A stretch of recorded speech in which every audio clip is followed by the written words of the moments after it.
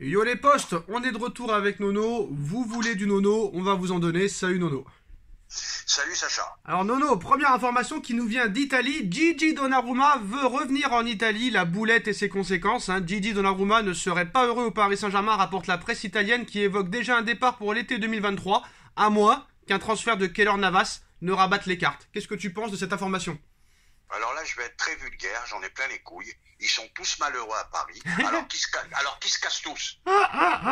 Alors Nono, l'histoire d'amour entre Gigi Donnarumma et le PSG vacille depuis le 9 mars dernier. Ce soir-là, la boulette du gardien italien devant Karim Benzema a précipité une défaite alors impensable de son équipe.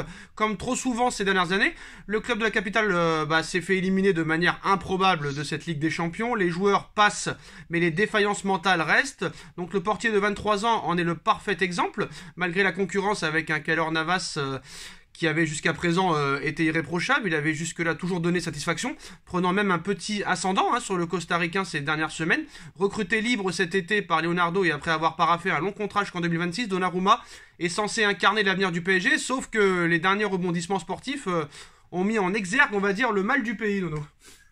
C'est pas le mal du pays. Le problème, c'est qu'ils supportent pas la concurrence. Point final. Ils supportent pas la concurrence. Donc, erreur du PSG d'avoir mis deux grands gardiens en concurrence comme ça. Mais Nono, c'est incroyable. Kerrer, espoir international. Le mec, il arrive, il met plus un pied devant l'autre. Donnarumma, il met plus un pied devant l'autre. Je comprends pas, moi. Eh ben, il y a une malédiction sur Paris. Qu'est-ce que tu veux que je te dise? Mais par contre, là-dessus, je suis intransigeant. Ils sont pas heureux, faut qu'ils se cassent. Faut arrêter avec ça. Avec des salaires exorbitants, ils sont pas heureux. Faut arrêter. D'après les informations de la Gazzetta dello Sport, l'ancien Milanais souhaiterait revenir en Italie, qui lui manque évidemment. Il n'y a pas beaucoup de destinations possibles pour lui, alors que le quotidien évoque la Juve comme point de chute. La vieille dame apprécie l'international depuis longtemps et c'est un vieux fantasme de vouloir le faire venir à la Juve. Donc le salaire du joueur, comme tu le dis, pose quand même problème. La Juve ne peut pas se permettre d'assurer les mêmes émoluments que le PSG, 7 millions d'euros annuels par an, pouvant grapper jusqu'à 10 millions d'euros avec les bonus, mais elle pourrait bénéficier du Decreto Clecchita, est-ce que tu connais ça? À partir de l'été 2023, instaurée en 2019, cette loi permet au club de réduire fortement le taux d'imposition sur de nouveaux salariés domiciliés hors d'Italie depuis au moins 2 ans, de quoi donner des idées aux dirigeants bianconeri. Et aussi, le Corriere dello Sera confirme ces informations dans son édition du jour. Le journal transalpin évoque lui aussi la même nostalgie de Donnarumma, mais affirme également que la cohabitation avec Keylor Navas est un gros problème. Si une réflexion pour cet été est lancée dans l'entourage de l'Italien, un départ de l'ancien madrilène pourrait aussi résoudre bien des soucis à bon entendeur. Alors honnêtement Nono, l'avis tranché sur ce sujet, faut-il virer Navas et donner le plein pouvoir à Donnarumma, ou faut-il virer Donnarumma et laisser Navas et prendre un autre gardien?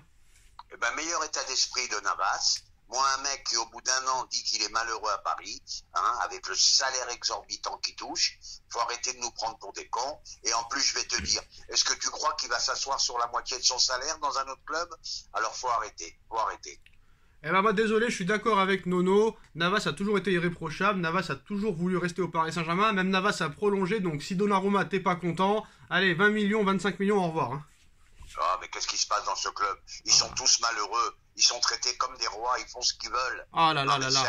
Sérieux. Faut arrêter avec ça. Alors Nono, le Real Madrid du futur prend déjà forme et pourrait piquer non seulement des joueurs au PSG, mais en plus de ça, des pistes du PSG. Donc le Real Madrid prépare l'avenir lors du prochain mercato, et ceux qui vont suivre les joueurs du Santiago Bernabéu ont bien l'intention de procéder à un vaste lifting. L'objectif de Pérez est d'abord de lancer la troisième génération des Galactiques. Celle-ci sera menée par Kylian Mbappé. C'est en tout cas ce qui devrait se passer dans quelques mois, ça c'est sûr et certain.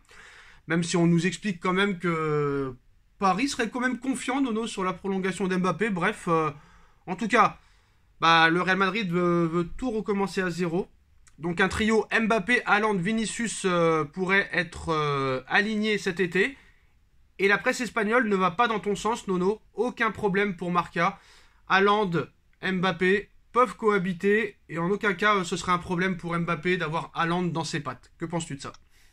Tu verras, il y aura le gros bordel pour eux aussi. Ils sont partis sur les bases du PSG, que des Galactiques, et ils vont avoir le même problème.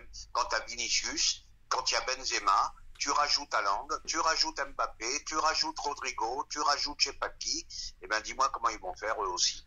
Quant aux joueurs du PSG, j'en ai marre de ces joueurs malheureux, faut virer tout le monde. Hein. D'ailleurs, on se rappelle... Voilà, je te le dis de suite, faut virer tout le monde, t'en gardes 2-3. Hein. On se rappelle, Nono, quand le Real Madrid avait fait le grand lifting, tu te rappelles, en 2009, ils avaient viré les Schneider, les Robben, etc. Ils avaient pris Ronaldo, Kaka, Benzema et tout. Ils avaient foiré les 2 premières années. Hein. Bien sûr, les Galactiques, ça n'avait pas marché. Alors, en ce qui concerne Haaland et Mbappé, non, je parle pas des Galactiques Beckham, Zidane, Figo, Ronaldo. Je te parle de Cristiano Ronaldo, Kaka, Karim Benzema. Ça avait mis 2-3 ans à lancer la machine. Hein. Mais bien sûr, avant de prendre la mayonnaise, ça avait pris 2-3 ans. Alors, malgré la concurrence il faudra un jour se poser la question, pourquoi ils sont toujours malheureux à Paris. Alors, faudra qu'un jour quelqu'un me l'explique. Malgré la concurrence du Barça et de Manchester City, les merengues sont capables financièrement de recruter Haaland, dont la clause libératoire est à 75 millions d'euros. Une opération à 300 millions d'euros entre le transfert, son salaire, les divers bonus ou primes. L'idée est d'en faire petit à petit le successeur de Karim Benzema, qui n'a pas encore dit son dernier mot à Madrid, puisqu'il réalise une belle année. Pour accompagner le duo Mbappé-Haaland, la Casablanca compte sur Vinicius Junior, déjà présent au club. Donc le Brésilien réalise aussi une belle année. L'objectif est de le prolonger. Dans l'entrejeu, là aussi, ça pourrait faire venir... Ça pourrait énerver le PSG et piquer une piste du PSG. Il va falloir apporter du 109 aussi pour le Real. Comme pour le PSG, pour Marca, la priorité est Aurélien Tchouaméni, international tricolore de Monaco qui plaît beaucoup dans la capitale espagnole. Où on veut aussi mettre la main sur Jude Bellingham. C'est celui-là que je te parlais, Lono, que j'arrivais pas à retrouver le nom la dernière fois, du Borussia Dortmund. Hein. L'anglais est visé pour l'été 2023, date à laquelle le contrat de Luka Jovic prendra fin. Ils ont déjà recruté Eduardo Camavinga. Ils ont Federico Valverde, 33 ans.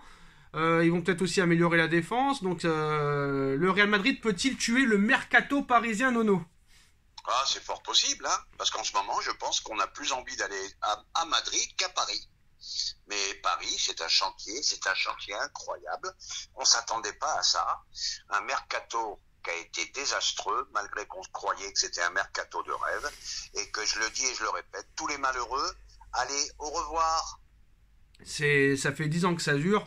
Alors apparemment, non, l'information aussi que je voulais te dire, l'offre qui a été proposée pour acheter le Paris Saint-Germain vient d'un milliardaire chinois. Information Abdellah Boulmad d'RMC Sport. Donc c'était pas un Saoudien, c'était pas un Qatarien ou un Saoudien, c'était un Chinois apparemment qui a proposé plus de 1 milliard d'euros pour acheter le PSG. Eh ben, faudrait peut-être vendre. Peut-être qu'avec un autre propriétaire que les Qataris, peut-être que ça pourrait se passer autrement. Les Chinois dans le football, Nono, je suis pas convaincu. Hein. Ça n'a jamais marché. Mais de toute façon, je vais te dire, si pour que le PSG soit vendu, là, il faut vraiment que ça soit un propriétaire extrêmement sérieux. Donc, ils vont pas vendre à n'importe qui. Hein. Moi, honnêtement, j'aimerais bien des mecs comme Manchester City. Tu vois, hier, il y a un gars qui était dans l'émission de je ne sais plus qui a parlé de Riyad Mahrez. Hein. Il comparait Mahrez à l'Algérie, avec l'Algérie, et Mahrez avec Manchester City. Il lui dit, moi, Mahrez, j'aurais été Belmadi, je l'aurais même pas mis sur le terrain. Avec Guardiola, il court 18 km par match. Avec Belmadi, il court 5 km par match. On voit la différence.